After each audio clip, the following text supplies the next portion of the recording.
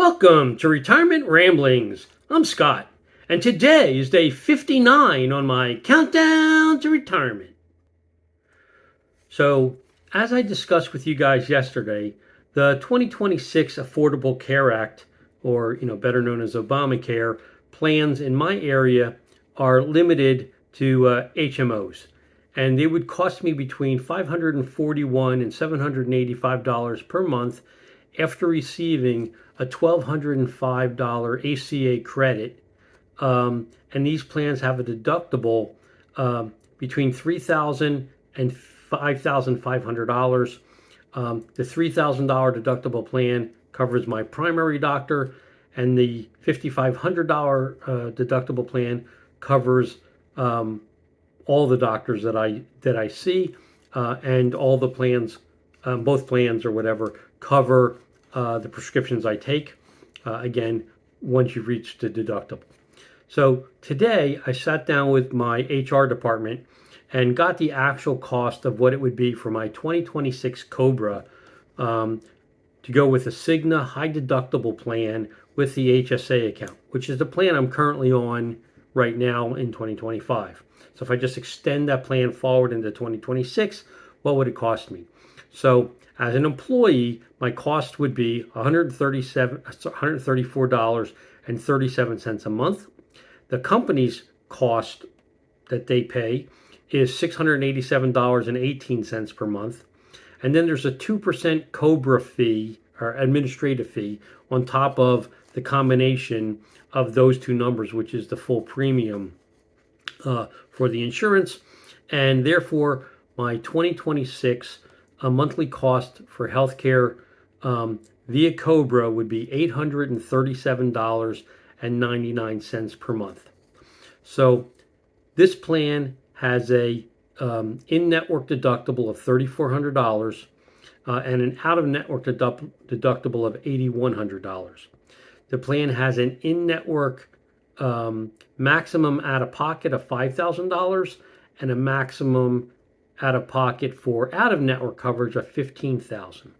The plan covers 80% of expenses following the deductible, and if in network and then out of network, it covers between 60 and 80%, depending on what services are being rendered again beyond the deductible.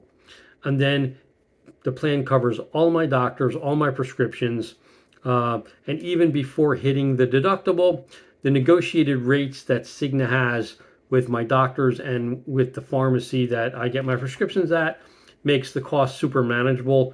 Like, as an example, the cost for a doctor's visit to go see my primary and then to get lab results, let's say if I was going for a physical or something, it's about $210 when you haven't exceeded the deductible to see the doctor, and it's less than $100 for getting a plethora of labs through Quest that run through the insurance. So it's certainly a manageable number even prior to hitting the deductible. And then for me, if I go with Cobra, it also allows me to do or have the option to do Roth conversions in 2026 before I start Medicare without having any impact on the cost of the insurance. So now I had the ACA cost, I had the cost for Cobra. I wanted to see what other options were available in the marketplace. So I researched potential options for healthcare sharing ministries, MedShare, Sedera Health, fixed indemnity insurance like United Healthcare's Health Protect Guard, and National General's hospital indemnity. But for someone like me who has pre-existing conditions, like I have type 2 diabetes, I also have controlled sleep apnea, but all the plans that are in the commercial marketplace that are non-ACA plans or not Cobra plans basically have an exclusion for pre-existing conditions, and or if they're not excluded, the wait period is anywhere between 6 months and 2 years before you can be covered for those things. So given that I need the insurance to only last me for 6 months, it doesn't work because even the shortest period for waiting wouldn't cover any of my stuff. So, um, so those things really don't work for me. So then, in discussing my retirement with HR, they suggested that I delay my retirement by 3 to 5 days. Uh, so either retire on January 3rd or retire on January 5th, 2026. And that if I do that, my health insurance for January will come in at a cost of my normal employee cost of $134.37. Plus, I'll get a couple of days of salary. Plus, I'll get a prorated portion of my vacation time. And I'll get the company's prorated portion of an HSA match. So, and the reason that that works is the first pay cycle at my company for 2026 actually begins on December 27th and then goes through January 9th. So as long as I'm employed on the first business day of January, my health insurance would, because I would have, as part of that payroll cycle, I would have made my contribution. So my healthcare coverage would carry forward through the end of January, even if I'm not no longer there. And then within 15 days of leaving the company, the Cobra package will arrive. I could complete that and then have a seamless transition going into February, paying the $837.99 rate. And then if I do that, right, the health insurance while I bridge to Medicare, because again, I got 6 months. So let's say 1 month at the 137, whatever I said, 134.37, followed by 5 months at 837.99, gives me a blended rate over that 6 month period of $720.72 a month, which is right in the middle between the two plans on the ACA, and again, covers all my doctors, etc., which actually makes it less expensive than the ACA plan that would cover all of my doctors and be an HMO and not have any out-of-network coverage. So, plus working the extra few days, I'd get my salary would cover forward. I would also get my I would be able to get paid out for my unused vacation time, so my unused my vacation payout. So if I look at a couple of days of salary, paid out probably almost an extra, I think it's almost an extra 4 days, 4.5, 5 days of vacation time that I would have accumulated by then and not taken. So if I get the payout of, let's say, 5 days of vacation plus 5 days of working extra into January, then presumably that might actually cover the entire cost of Cobra during the bridge period or get really close. And then, well, I'd prefer to